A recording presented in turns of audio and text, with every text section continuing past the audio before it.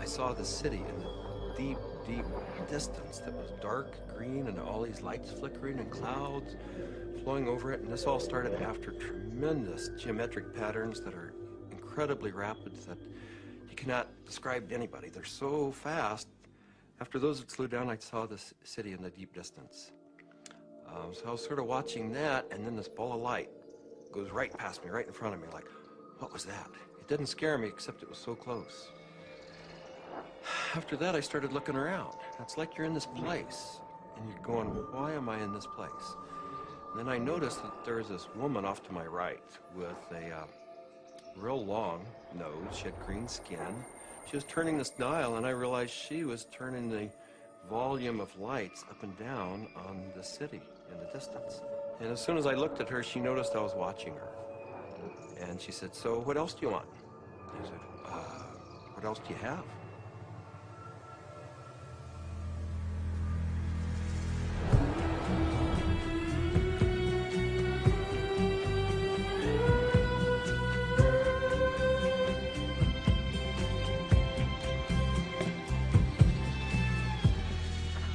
This is the story of DMT, or dimethyltryptamine, a simple compound found throughout nature which has profound effects on human consciousness.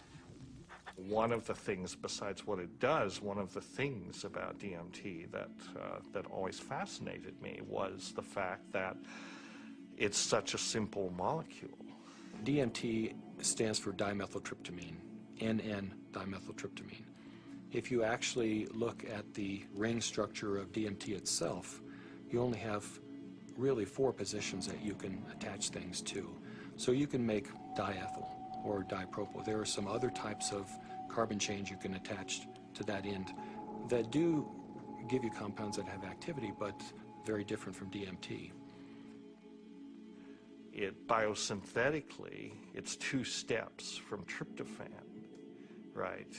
2 trivial enzymatic steps from tryptophan. Well, tryptophan is an amino acid, of course, and it's everywhere. So all organisms have tryptophan, and all organisms have the 2 key enzymes that lead to the synthesis of DMT. And these enzymes are very ancient enzymes. They're all over the place. They're, again, part of basic metabolism. So theoretically, anything could synthesize DMT. DMT is astonishingly widely available in plants and animals all around the world, but so far nobody really knows why it's there or what its function is. That's the $64 billion question, is why is DMT in our bodies? Why is it in plants, in all sorts of mammals? And what is the role it plays in humans? The conventional wisdom 30, 40 years ago was that these things had no real function. They were just sort of physiological noise, but that's a very naive understanding. And what we now understand is that these secondary compounds are, in a sense, the language of plants. These are messenger molecules. This is what plants use to mediate their relationships with other organisms in the environment. Why is it that human beings' central nervous system are wired to receive this experience? Must be that, you know, there's important information to be learned. So I don't think it's universally present in nature by accident. It has a real function. We have co-evolved with these plants. There's a purpose and a meaning to it.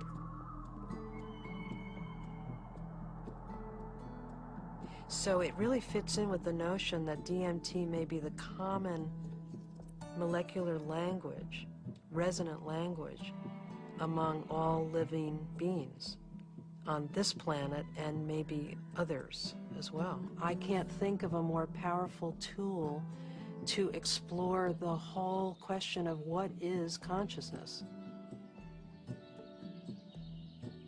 these substances are tools that can be used to expand awareness in all areas of life and apply that expanded awareness in for the betterment of people's lives and their communities, their families, and our society.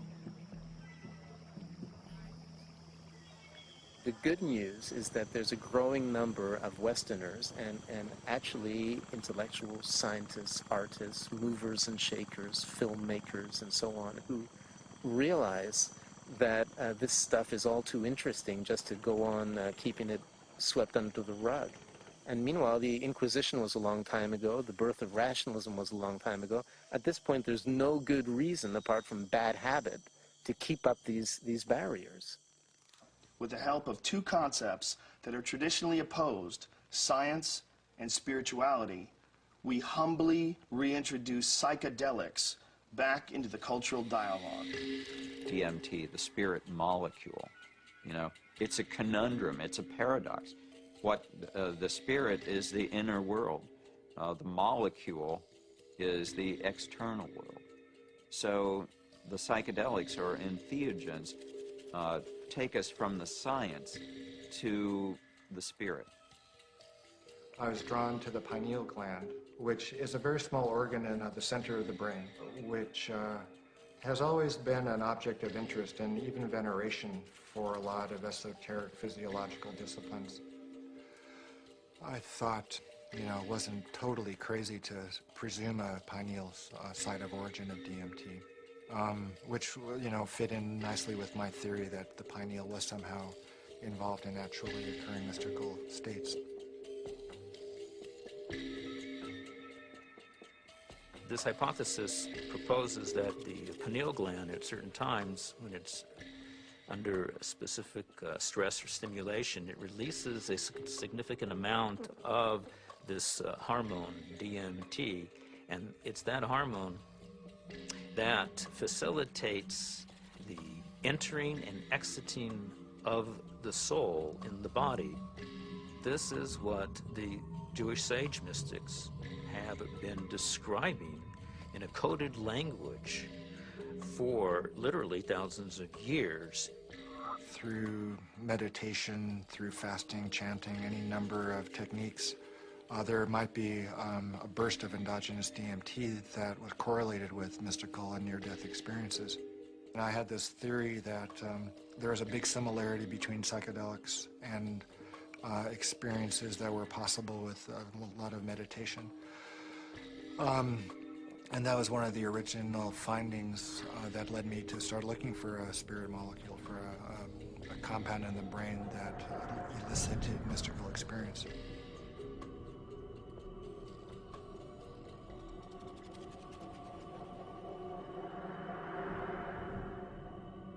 I think there may be a role for DMT in explaining any number of hallucinatory phenomena, you know, that man has experienced, you know, throughout his history. Creativity, imagination, dream states, changes that occur due to isolation, trauma, starvation, all of which produce hallucinatory phenomena. These hallucinatory phenomena are explainable by the presence of compounds known to produce hallucinations. And the only compounds that we know of that are capable of doing this are the class of compounds known as hallucinogens.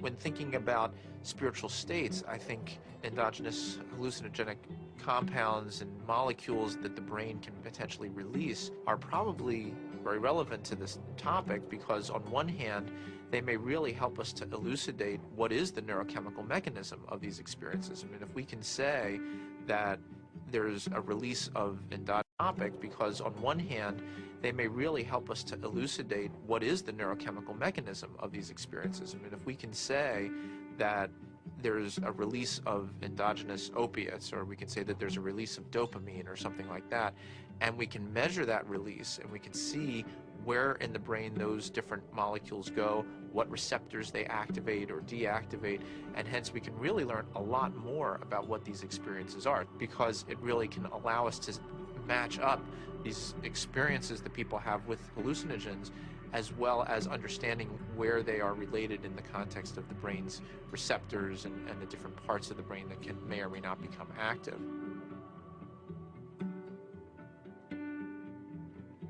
One of the other interesting things about the pharmacology of DMT is that it's actively transported into the brain. And so you have to wonder about the role of DMT in just everyday, normal, perceptual, activity. Too much DMT and things become very psychedelic, or, not enough, DMT in the brain can make things dull and flat and gray. There's something that, for me, makes sense about DMT. You called it the spirit molecule. It might almost be called, the reality molecule.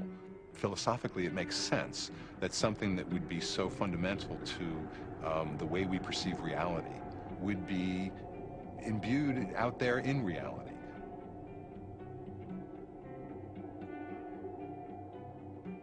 There was a sense around it that there was something special, that it wasn't like anything else. There wasn't like other psychedelics. Its intensity and speed was such that it really produced a different kind of response. I mean, I remember almost getting the sense that it was kind of like a psychedelic bungee jump, that there was a kind of raw leap into this rapidly changing environment that was very different than the more gradual approaches of other psychedelics.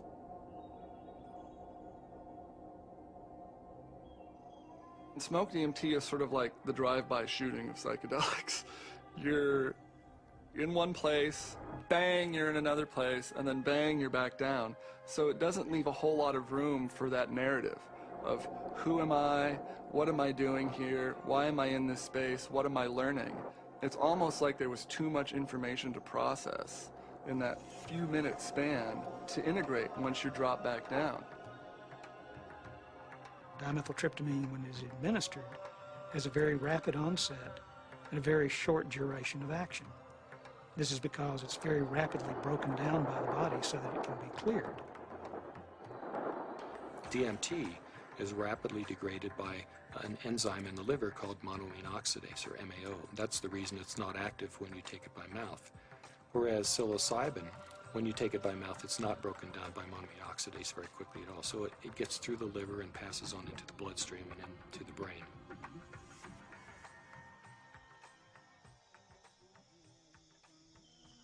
Yeah, I'm very interested in ayahuasca. When I began my studies in the early 1990s, ayahuasca was just starting to make inroads into the West, but it's obviously become a lot more popular in the last 10, 15 years. And the visionary ingredient in ayahuasca is DMT. Through some amazing feat of pre-literate chemistry, the Amazonian natives stumbled upon or combined whatever. I don't know how they did it, but they found that one plant contains DMT and one plant contains an enzyme inhibitor. Combine them, you can drink DMT and it's orally active. So it starts working in a half hour, lasts for 3 or 4 hours. And you can, maneuver a lot more comfortably within that state than you can when you're just smoking it or injecting it. Orally active ayahuasca tends to pick you up and gently carry you into the space and hug you and embrace you and clean you and show you all sorts of mystical visions, and then it very gently brings you back down like you're floating on a feather back to the ground. As valuable as my DMT experiences have been, I feel that there's a lot more enduring value, really, in this folk technology, which stretches it out and makes it a navigable space. Our whole Western, European-derived tradition of distilling alcohols and isolating chemicals and making everything stronger and taking it out of nature and putting it into the biggest punch that we can, I don't think that generally that's the most useful way. I think there's a reason that cultures have learned to turn a 5-minute experience into a 5-hour experience. It seems to me that ayahuasca has had a plan, and that it's reached out into the world and brought DMT into many, many thousands of lives and a much bigger canvas than it had reached for the last 10,000 or however many years. And it's done it very rapidly, and it's done it with form to go with it. And ayahuasca is much harder for the power structures that we have now. It's much harder for them to put down because it has been part of a legitimate religious and spiritual practice for thousands of years, certainly in the Amazon. And we can't just dismiss all that as primitive mumbo jumbo and superstition. We have to get to grips with that on its own terms. I think that there's a growing number of people who feel this desire to get back in touch with nature, with plants, with animals, and who know that through the shamanic path there's a way of doing this, and that actually these tools, these psychoactive tools for plants like ayahuasca is a very direct way of doing this. Now, it may not be everybody's cup of tea, and I think a lot of people are actually with reason afraid of it.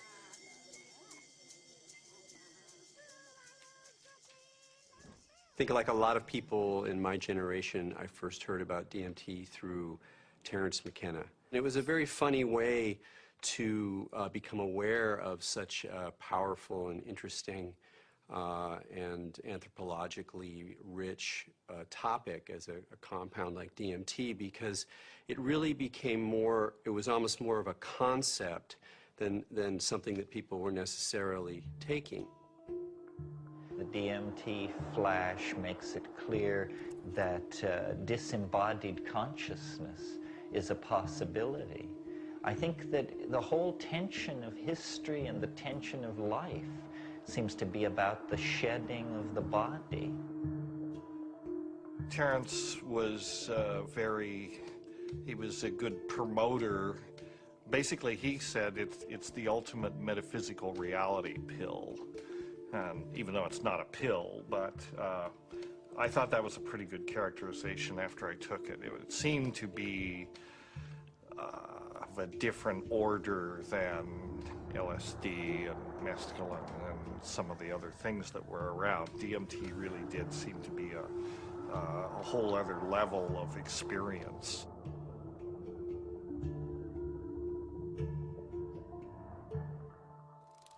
I ask that you suspend any opinions, either negative or positive, about these compounds. Whatever you believe their value to be, they continue to have profound effects wherever we find their use, whether it's contemporary Western culture or in the Amazon rainforest.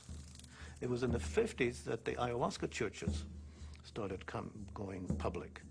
You know, that there was a kind of transition from the indigenous Indians in South America to the mestizo people in the cities, and then these churches, you know, the Santo Daime Church and then the UDV Church a little later, started doing ceremonies that would made the ayahuasca accessible not just to Indians but to urban people in the big cities in Brazil, who are as far from the shamans as we are.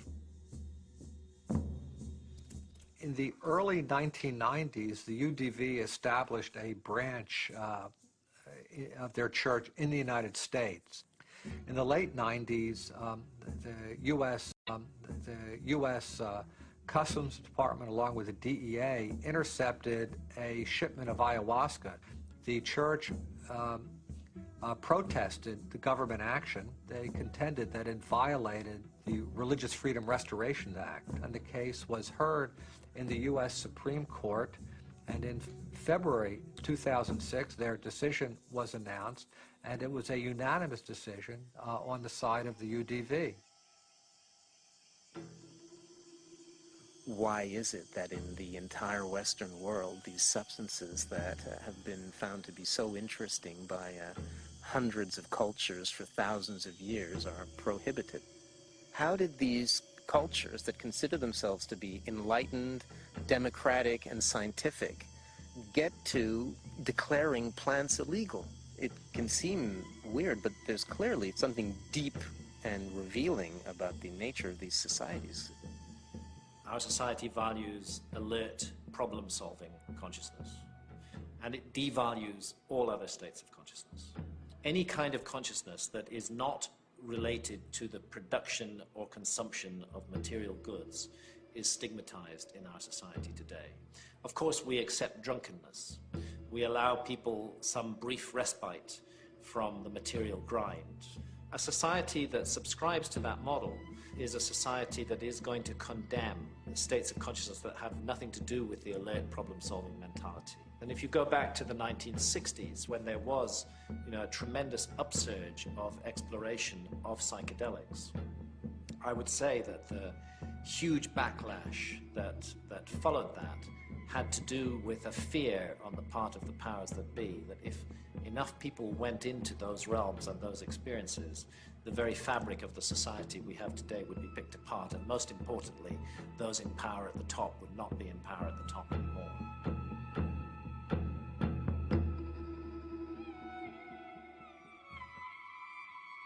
There was an optimism that was ungrounded, that Vietnam was happening, that all this real stuff was going on, and that the psychedelic movement wasn't really addressing that in a real way, and that Timothy and that bunch sold us a false bill of goods that didn't really work. We are now, whether we like it or not, in the psychochemical age. In the future, it's not going to be what book you read, it's going to be what chemicals do you use to open or close your consciousness. Chemicals can help us learn faster. Chemicals can help us expand or contract our consciousness. The atmosphere in the 1960s was, we are doing research here. We are dedicating our lives to trying just about everything on the planet.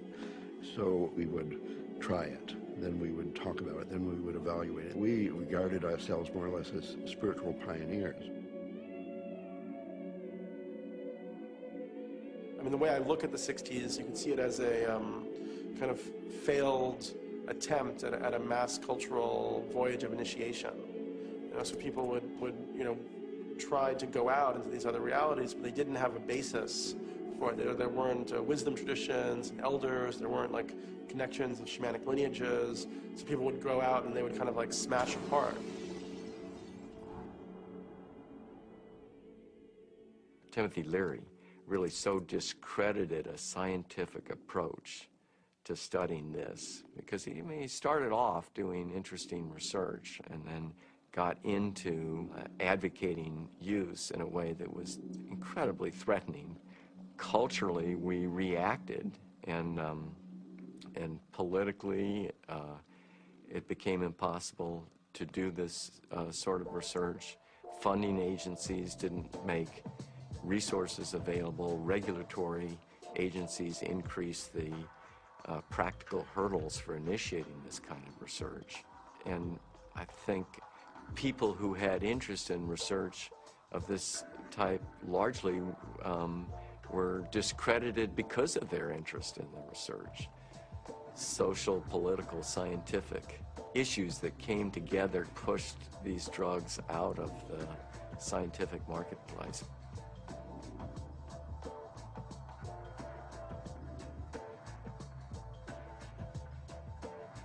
The public opinion in many cases had become that psychedelic research was dangerous. The lay public was uninformed about the true nature of these compounds and what their importance may be in the understanding of perception itself. One of the tragedies to me is that the clinical research on these substances pretty much stopped around 1970. And for me, it's especially tragic because I really believe that these substances played a major role in the development of our philosophy and thinking throughout the world. What a lot of people don't realize is that psychiatry, up until the 50s, the field in general had no concept that neurochemistry played any role in emotion or behavior, which today seems really bizarre. And the discovery of LSD and its potent effects on the human psyche occurred almost contemporaneously with the discovery of serotonin as a molecule in the brain. And it was really when people looked at the structure of serotonin and compared it with LSD that they really began to think, maybe neurochemistry plays a role in brain chemistry and behavioral states. If LSD had not been discovered, I doubt we would have had any of the drugs we have, at least not as quickly as we do for treating depression and so forth. Once these drugs became abused and scandalized, psychiatry had to really work hard, to distance themselves from any valid scientifically meritorious relationship with psychedelics. Being a psychiatrist and saying you want to learn or study about psychedelics, it's not that well received. And I made one mention one time and was discouraged from really bringing it up again for actually a number of years.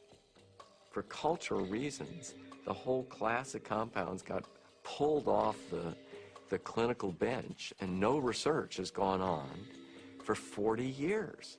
So scientifically, I can't imagine a more exciting area to be pursuing.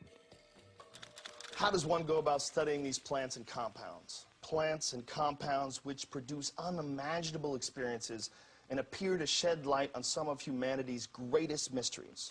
In order to answer that question, Dr. Strassman conducted the first human psychedelic research in a generation. One of the things that I had established early on was being able to discriminate between studies in the scientific realm and recreational use. But in the early 1980s, I reviewed all of that literature and could pretty well establish that if people were really carefully screened and supervised and then followed up, that the incidence of adverse reactions to LSD and related psychedelic drugs was extremely low. The drug or the compound or the chemical that seemed like the best candidate to sort of reopen the U.S. front on psychedelic research would be DMT. It was really, it was exciting for me because I thought this is the first study in a generation. And not only that, despite the fact that DMT had been used safely in earlier studies and it was this natural component of the brain, DMT is one of the most profound and potent psychedelics known.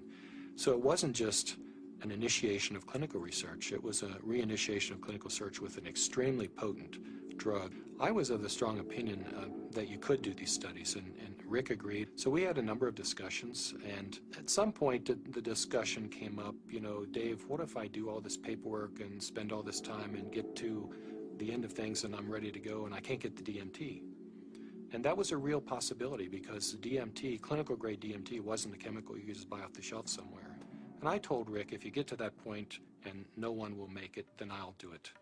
And ultimately Rick got to that point and I made it. The design of the study was fairly straightforward. Give people DMT and measure as many variables as possible. I had to sort of anticipate a lot of objections that would come my way from the regulatory agencies that oversee this kind of research. So at that point began a 2-year process of dealing with not that many regulatory agencies, but fairly monolithic ones. One sort of a sidelight of the protocol was the involvement of a psychiatrist from UCLA named Daniel Friedman. He was kind of one of the grand old men of American psychiatry. And actually he was one of the people who in the 50s and 60s got their start with psychedelic research. And the main thing that Danny Friedman told us was, don't even get close to psychotherapy. Forget about treating mental illness or alcoholism or anything. Forget that. That's where all the hysteria is. That's where all the fears get up. You're a scientist, Rick. Approach it as a scientist. Do basic, simple measurements. Look at heart rate, cardiovascular parameters. You won't get in trouble doing that. You can get it funded, and it's solid science. Rick did what he said, but then he still was able to get these, accounts of what happened. And that wasn't in the plan. That wasn't really what was proposed in the studies that were funded, and that wasn't what Danny talked about. But those were the spin-off that really made it interesting. Rick Strassman was advertising in some magazine somewhere about wanting volunteers for a particular study in a psychotropic, and I didn't really know I didn't know DMT from STP at that time. And I remember reading that and I'm thinking, oh my God, this is bad. I better get involved in this and make sure that somebody doesn't get hurt, and that at least there'd be some sensitivity towards what this stuff is really about. I met Rick's research nurse at a party, and she heard me talking about that I had used peyote ceremonially, and she took me aside and said, there's something that you might be interested in. We're looking for subjects, volunteer subjects, for some unusual research. I was a little concerned that the study participants might be a little obnoxious. Maybe that's not the right word, but you know, people that were just seeking to do a lot of drugs, and they were very professional people. There were varying degrees as to how much hallucinogen use they had been through. It seemed like there were some people that it felt like they had made it their life mission to experience every kind of substance out there, and then other people who I think were just interested for their own personal growth and or curiosity. Once we actually got into the preparation for the actual trips, Rick asked me about roller coasters. Do you like roller coasters? You know, the sensation of going up really high and then slamming back down towards Earth. And I said, no, I hate them. They're horrible. And he said, not good. I just wanted to go with the experience, learn as much as I could, absorb as much as I could, and be humble to it. The idea of legally sanctioned psychedelics was just very compelling. Plus, you're in a hospital, so should you get that uncomfortable experience that you're dying, you're with doctors in a very safe environment from that point of view. I mean, this was really very cutting edge, very out there, it was high risk, and people knew what they were getting into, and they wanted to have the extra reassurance, and I was glad, actually, to have a crash cart in the room and a team, you know, in the hospital to respond to any emergencies. You're in this hospital room, and there's all the sounds and the smells and just the prior experiences of being in the hospital. You know, all these negative things come back. So there was the whole environment to be overcome, because little did I know that it didn't matter where I was. I wasn't going to be in my body. I was going to be out in the universe, and it didn't matter where you launched from. It could be a hospital room, it could be the jungle in the Amazon. It didn't matter where you were, because you weren't going to stay there. Set and setting is so important. It's even more important than the substance. More important than the substance. Set and setting is everything. Now, what is the set and setting when you are blindfolded? The set and setting is not what you're seeing. You're not seeing anything. The set and setting is your internal self. The things that you have learned, the capacities that you have achieved, the conditions of your own psyche and psychology, these are your set and setting. It's the medicine combined with or interacting with the set and setting that creates an effect of safety, of trust, of comfort, and of resourcefulness that makes it possible for you to take some big leaps and receive some big gifts. And if that's not there, you just get terrified. So I didn't really have physical fears so much that they would die or have a stroke. I did have some fears about people's mental health, you know, especially with some of the higher doses. We gave one gentleman who had a lot of experience with the drug one dose, and he didn't think it took him far enough. So then we gave him a higher dose, and he was gone. He was really gone. It reminded me of something from The Exorcist. I mean, he just boom, sat bolt up in the bed, and his eyes opened up, and they were completely dilated and black. And I almost thought he was going to turn his head completely around. And I remember looking at Rick, and Rick looked at me, and I thought, oh my God, he's gone. I hope he comes back. And he did. The countdown was like, you know, counting down for preparing for your death, like waiting to surrender. And you'd feel the coldness, and the coldness just going through your veins, and it's really indescribable. It's hard to, you know, it's like ice going through your veins. And the next thing that would happen, besides my racing heart, is this burning sensation would happen on the back of my neck. I mean, this was reliable. This is like clockwork. This happened every time that you shot me up with DMT. And then there'd be a hum. and the hum would get louder and louder, and to the point where it broke apart everything that I was or knew. It was just this, it just got louder and louder until you just had to surrender to the sound. And then you were there. I would get a warm, full feeling, a golden feeling in my chest before it went to my head. I'd feel this warm rod, about 1.5 inches in diameter, start growing up inside my central channel. It would come up and sort of slow, warm up my chest, go up through my head, and slow down and put tremendous pressure in my sinuses behind my eyes, and slow down.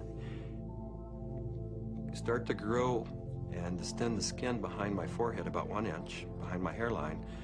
And when it had, I was afraid it was going to pop my skin a few times because it was a very physical feeling. About 1.5 inches, 2 inches above my skull, when it popped through there, then the psychedelic trip would start. I thought I died. I saw the white clouds, you know, the Renaissance white fluffy clouds with the gods and the angels and all that stuff is what I saw. I thought I was dying and going out, but I did take a quick look at Cindy and a quick look at Rick because I had my eyes open, and they were both there watching, looking very calm. And I go, oh, that's really good news. My body looks fine.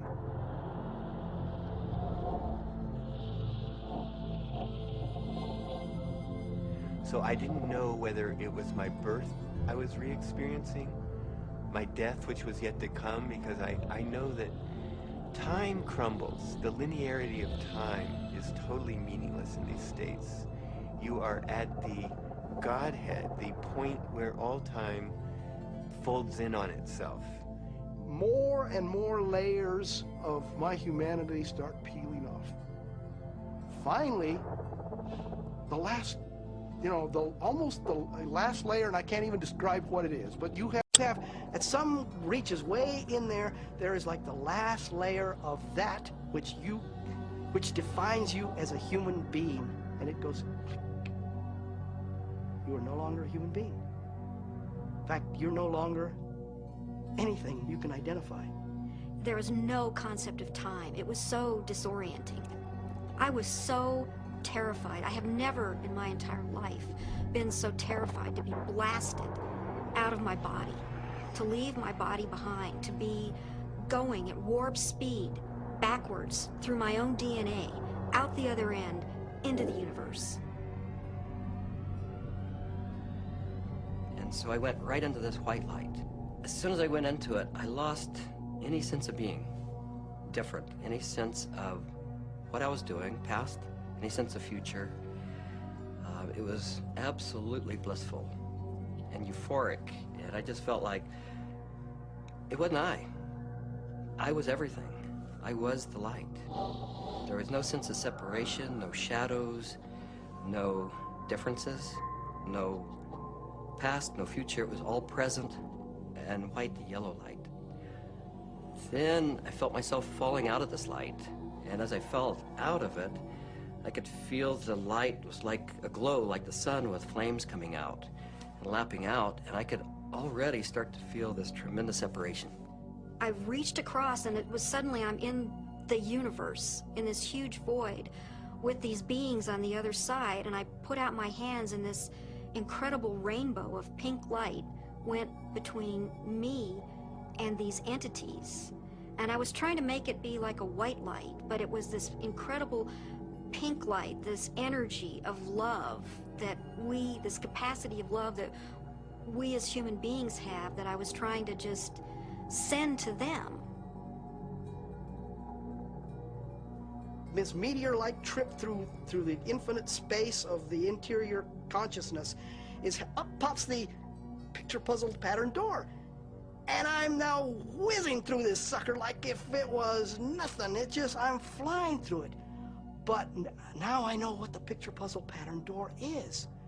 The picture puzzle pattern door is the farthest reaches of your humanity. This is the doorway into what defines you as a human being. When you go past that, You stop being human to a degree, and the further you get past this point, the further away you go from being a human being.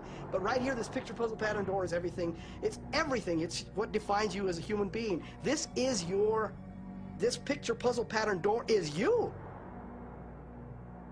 This is like the actual core of where all of reality is emanating from. This is where meaning comes from. Symbols were pouring out. They were intertwined.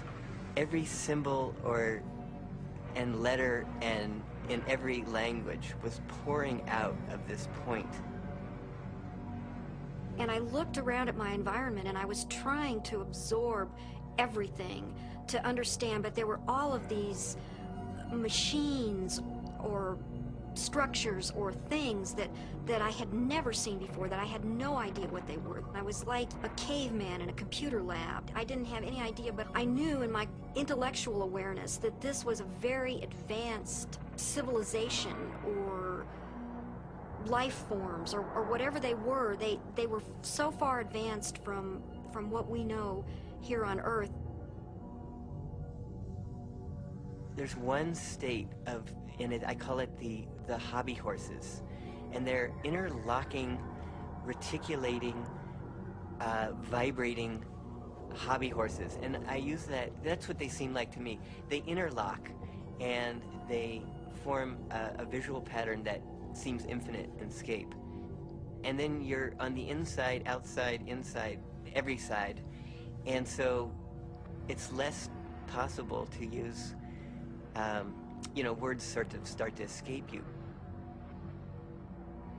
The texture of the space was very much like an animated Mexican tile. It seemed to be hyper vivid in color, in a Technicolor sense, but also very clay-like and earth, like with an earthen, pointing towards earth, but not really being of earth. And there was no I. There was just a sense of a witness being suspended in this incredible vaulted space, like a cathedral made out of stained glass of all imaginable colors, unbelievable brilliance and saturation of color, just this amazing pattern in this dome, this gigantic dome. It felt like the size of a small planet. And there were these winged beings. I don't remember exactly what they looked, but were like angels. Something like angels that were majestically kind of flying through the space. But there was something about the quality of how they were flying that was unique. I'd never seen anything like it. It was like, I don't know, a sense of another realm that was there. My sense was at some point there was this implicit sense, this is the divine realm. This is the divine realm. And it was not like a thought, but it was like this implicit kind of grokking recognition. It was all very, very impersonal until I got to the space where I realized that I was in the area where souls await rebirth. And I was there, and I had been there so many times before. I recognized it, and this incredible transcendent peace came over me. I have never in my life ever felt such peace. Everything was stripped away. Every hope, every fear, every attachment to the material world was completely stripped out of me. I was free to just be the essence of a soul. After the medicine wore off, there is that familiar sensation of kind of coming back into the body. And I do remember that. That was part of almost all of those experiences of kind of coalescing back into sensory awareness and a sense of having a body and of that becoming a little more substantial, and then say, oh yeah, here I am, and I live in a body and I'm okay.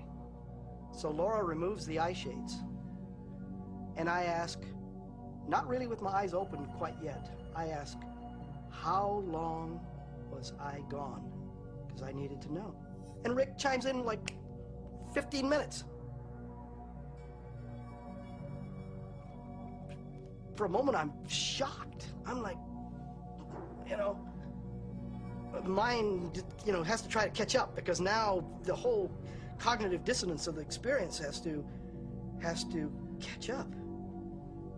I was gone for 15 minutes. 1,000 years of experience in 15 minutes. Well, to say the least, it was profound. It was profound. I mean, it's amazing. I mean, it's amazing what a human being can experience in a hospital bed. I mean, they can experience almost the whole universe. You know, life, death, everything in between. This is not some recreational thing, and I don't believe anybody should enter this lightly. It is life transformative. It will perhaps shake you enough to realize, you know, that you need to be awake to the fact that you don't know, and that is the beginning of starting to know. What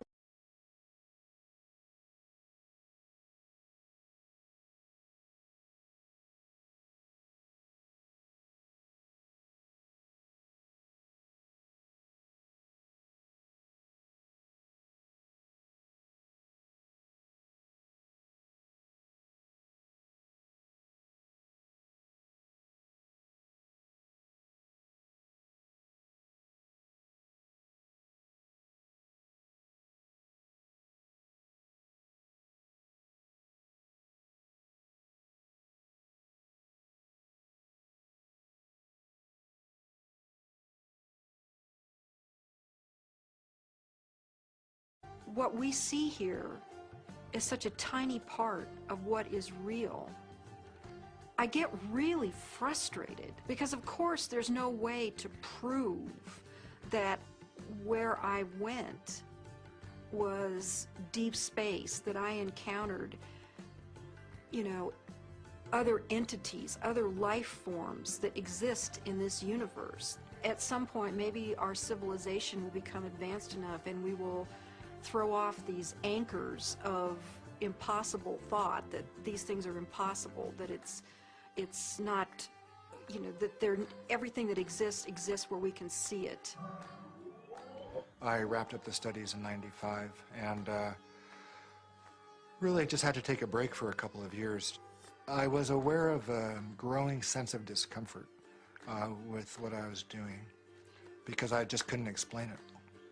And it seemed to me if I couldn't model and explain what was going on that I was doing and just,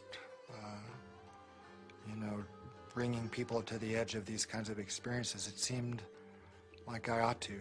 That it was a little irresponsible to be sort of pushing people off the cliff like that without really knowing exactly what it was and accepting and understanding and feeling comfortable with that model. And, you know, I think what began dawning on me after a while once I stopped the study was that I was really dealing with a spiritual phenomenon. What do these experiences say about the nature of reality, the nature of our minds, or the function of our brain that we can so quickly shift into these alternate realities? Let's take a step back and consider how these experiences inform us about ourselves, our consciousness, and the symbiosis of the two. It started seeming to me that what was happening with DMT, particularly with respect to some of these reports of entering parallel or alternate or freestanding parallel sorts of realms of existence, is that indeed was what their consciousness was doing. The chemistry of their brain, which is the organ of consciousness, was being changed by DMT in such a way that they could then receive information that we weren't able to receive normally. Yes, there's the experiences from DMT and ayahuasca, and they have their function. But if we'll also look at what it enables us to see, it just rips that filtering mechanism away for a few minutes, and for a few minutes you're immersed in sort of this raw data sphere of input, of sensory input, of memories, of associations. I mean, it seems like the brain builds reality out of these things, what you're experiencing, what you have experienced, and how you associate and synthesize these things together to tell yourself a story, essentially, about what's going on, where you are in space and time.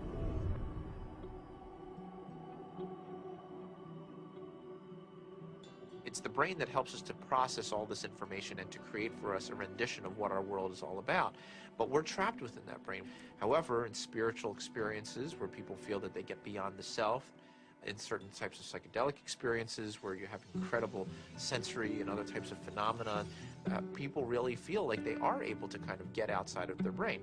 We have to take a very big look at what is going on within them when they have the experience and try to understand how it happens physiologically and try to make sense of it from the subjective perspective as well as from the objective perspective. I don't think you can just say, let's just explain it away on the basis of science. What I was doing early on when I was hearing these reports were interpreting them, calling them psychological or brain chemistry aberrations or whatever, that there was a part of the brain that was being dinged that was responsible for the alien appearance phenomenon. This is not a new phenomenon. Entities in altered states have been recognized for an extremely long time in many cultures over the millennia. Helpers, spirit assistants, angels, all of these different entities have been fairly common throughout man's experience of altered states and through much of man's mythology.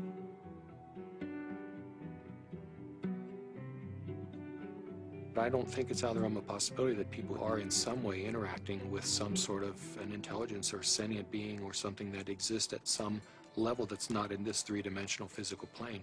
I'm looking at it from a sense of, okay, is the drug healing you? Is it helping you? Or is it giving you the tools? What are you bringing back? What you bring back, I think, has to be something more than there are these entities out there.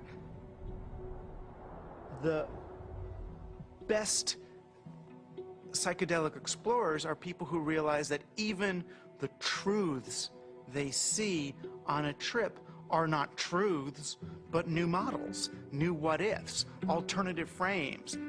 Unless there is a map and a clear methodology, then one will just have a variety of different experiences. All these various experiences that have been reported from NDEs, near-death experiences, alien abductions, alien encounters, sexual ecstasy, I believe all of these experiences, in fact, are fractals. If we understand the concept of fractal geometry, no matter how small it is, it contains everything that is in the larger picture. And thus, that validates profoundly all these various experiences. Discount the phenomenon as hallucinatory or imaginary. I think it's maybe more useful to look at a mechanism of action. You know, if it is real, then perhaps how does it work? Look, there's extraordinarily regular phenomena that come up with these things that are clearly linked in many ways to these larger human issues around mysticism or religious experience or encounters with other entities. And here we have it. And if you can't go in there and really go in there and account for this material inside your neuroscientific framework, you're leaving a huge gap. You got to account for this stuff the way you got to account for dreams, the way you got to account for all sorts of psychoactive responses. Using DMT as an explanatory model, as kind of the mediator between our consciousness and the consciousness of a non-corporeal sort of reality, you know, it's handy. With DMT, there are no words. I would try to wrap mathematical vocabulary around the experience afterwards. I specialized in the metaphor of vibration and how vibrations in fluids created form in fluid, and that would be the key to the relationship between the spiritual realm and the ordinary realm. This was the window that was opened by DMT. Using psychedelic drugs or other types of pharmacological substances can help to induce a state where people feel that they touch a deeper sense of reality, where they understand reality on a more fundamental level, and they gain a great deal of insight and knowledge into the ways in which the world works and how they are, as a human being, supposed to relate to that world. DMT is somehow, it seems to me in my experience, more of a breakthrough than LSD, mushrooms, peyote, and so on. It's instructive. It's more supportive of future evolution and the creation of the future. And it is, in itself, more of a mystery. How could this little stuff produce something that has intelligence, you know, that is actually a doorway to another reality? So what is the nature of reality, and what is the nature of how we as human beings experience it? Can we understand it better? Are we capable of understanding reality on some very fundamental levels? And what do we need to do in order to prepare for that?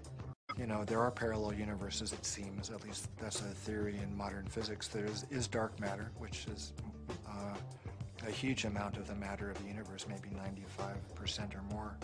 As radical an idea, it's just a logical extension in some ways of, instead of using a machine to see more than we normally can see, we're using the brain. There are fields which are undiscovered so far, which have nothing to do with anything that is discovered so far. The gravitational field, you know, was unknown before the year 1604. The electromagnetic field, unknown before the year 1830 or something. All of these, what we call the fundamental fields of mathematical physics, are new discoveries. Dark energy is also even newer discovery, and beyond that are maybe more discoveries yet coming beyond our cosmos itself, in higher dimensions, as they say. I still don't have very much use for the concept of God, but I do believe that there are higher levels, transcendent levels of reality, and I'm actually now starting to really believe that the brain is not the source of consciousness, it's not really who we are, but it's more like a radio tuner for something way bigger.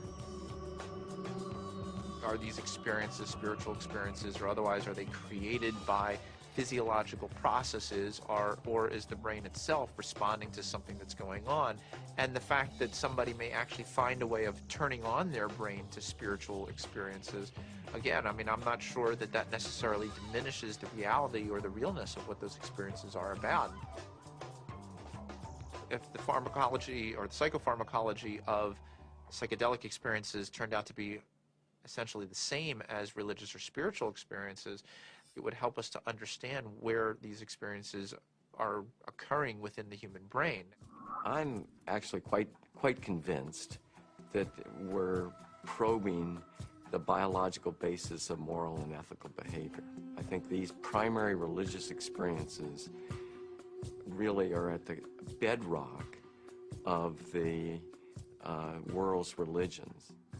The research and knowledge and speculation about the pineal body and DMT is in fact the hand of God that is interacting with our natural evolution to stimulate and accelerate the process of redemption of individual and of collective global enlightenment.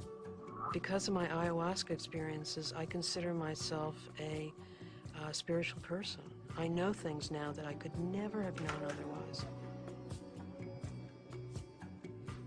This experience is so familiar for a lot of different people, and it's so easily acquired, and so much information comes with so little effort that it is a kind of a miracle. It's a miraculous way for us to transcend ordinary reality and obtain maybe an intimation of what's necessary for survival. Ranging from new forms of medical treatment to a better understanding of the universe to life-changing spiritual revelations, these natural tools offer us the ability to seek greater knowledge. Tools that could positively affect life on our planet. Let's answer Dr. Strassman's question. If so, so what? Because of the collapse of consciousness, spiritual and scientific knowledge split apart. Both these modes of knowing have to come together. In other words, science and technology, from a traditional religious perspective, is not an extra. It is part of the process by which humanity is going to evolve into its next stage. How do we find like the right form for psychedelics in the future? I mean, assuming that psychedelics are part of the human future, right? For that, at the moment they're still, you know, generally repressed and suppressed and legal. If that were to change, you know, how would we begin to construct a kind of system that would allow for a kind of rational and mature exploration of psychedelics? I think that the name of the game is to show science the pertinence of this somewhat outlandish realm. And it's not just crazy stuff. It shouldn't be considered as, let's say, not even worthy of interest or illegitimate. I actually think because it's declared off bounds, it just makes it interesting to start with. But one doesn't want to throw out the baby with the bathwater, and I think it's really important to stay faithful to science. What does it mean? Why is there a part of the brain that seems to be, for lack of a better word, a God detector? You know, what's the evolutionary advantage to having some part of the brain that seems to, you know, trigger and mediate experiences of the transcendent? The Kabbalah is revealing to us that the pineal body is actually the very edge of the higher dimension that is penetrating into our lower dimension, and it is located precisely in the middle of the brain. I can remember reading about Descartes, thinking that it was actually the interface between the spiritual dimension and the dimension of matter. And I remember studying that as a foolish idea from our history. And now it seems actually like a very interesting idea. What we are looking for out there is really in here. It is the doorway. It is the gate. So we focus on the transformative effect of the psychedelics. But it's also true that the reverse is true, that it requires transformation in order to embrace psychedelics. You know, it's one of the tricky paradoxes of postmodernism that psychedelics both require and produce a transformative effect. We have severed our connection to spirit. That's what our society has done. It has sought to persuade us that the material realm is the only realm, and the only way we're going to recover is to reconnect with spirit. And I truly believe we need the help of the plants in order to do that. Part of our work is to respect these medicines and then to change the culture enough that people doing them can be respected and held, and not everybody needs to do them, not everybody should or wants to, but that it isn't pushed to the side. And so part of that does involve then research, because that's how in our reductionist society we validate things.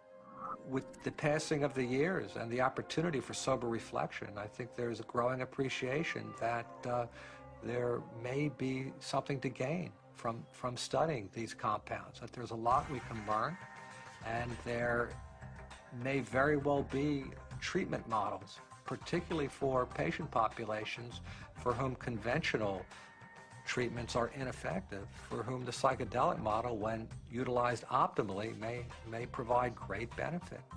I think the most important thing that we could do right now that would be fairly straightforward to do is to ask and answer the question of whether ayahuasca could help people who have drug and alcohol abuse. And given that we know that DMT and similar alkaloids have a very strong effect on the same receptor sites that are involved in depression, and the notion that most people, in my experience, who use drugs and alcohol are self-medicating a deep depression or an anxiety. I've had permission now over the last few years to utilize psilocybin, which is the active alkaloid in hallucinogenic mushrooms, in the treatment of patients with advanced stage cancer who have anxiety. We're treating the anxiety, not to cancer. Now, psilocybin is 4-phosphoryloxy-N,N-dimethyltryptamine. So obviously, from a chemical structure point of view, very similar to DMT.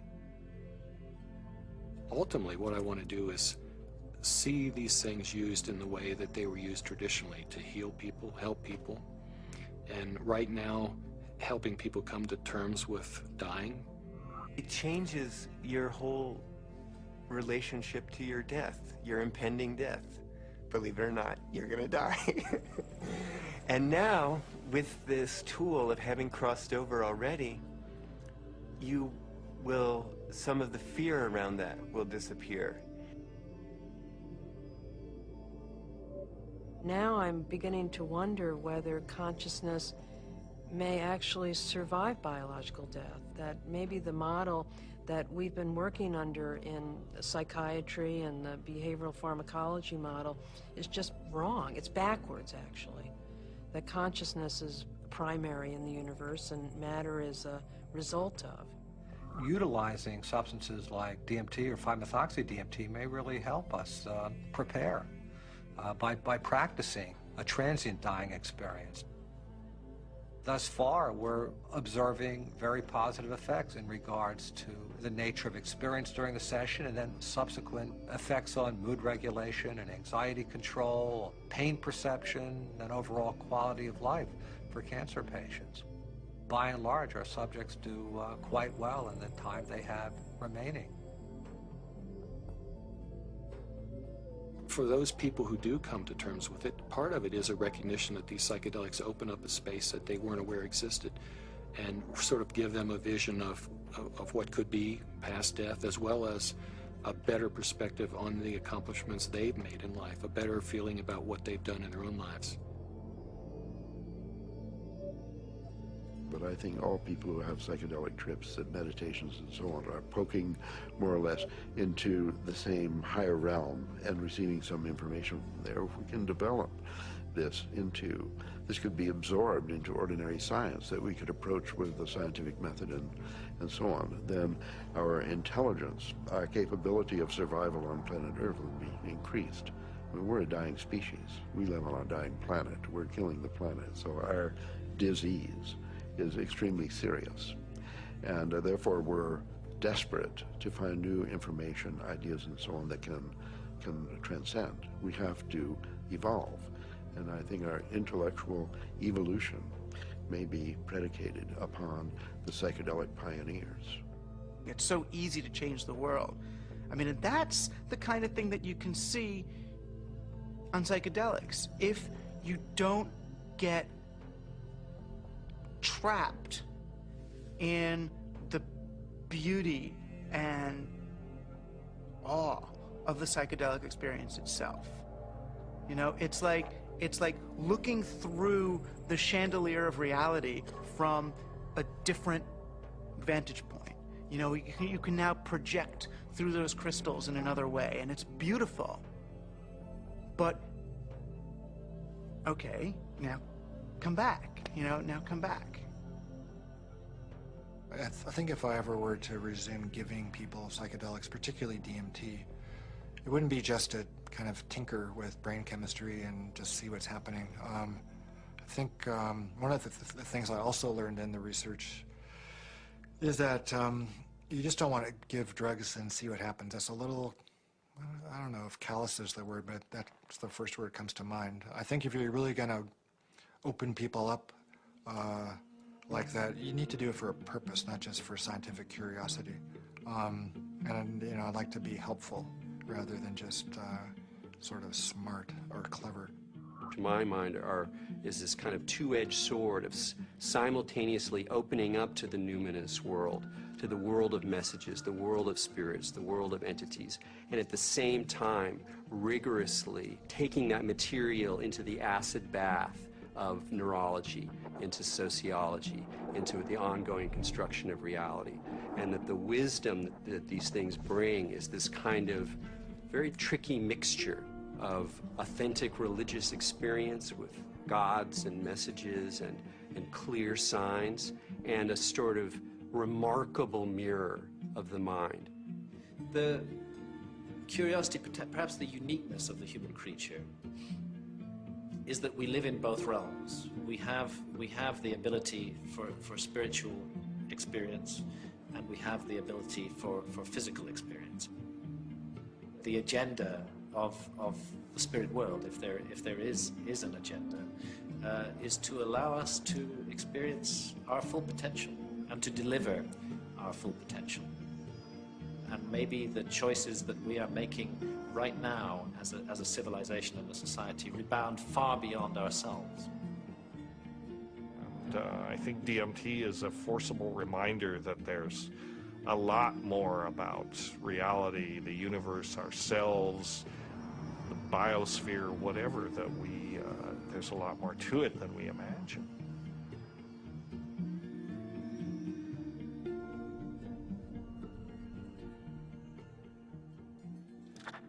It seems our reality is not the only reality. Occasionally, the cracks reveal themselves and may even want to be discovered. As humans, we are creatures that thirst for knowledge. We spend time, money, and infinite energy searching for it, in schools, in churches, in business, and in technology. Knowledge is power, and thus our greatest quest. Dimethyltryptamine, a molecule with a complex name and the simplest ability to unlock the door to another dimension, and perhaps, just perhaps, our future evolution.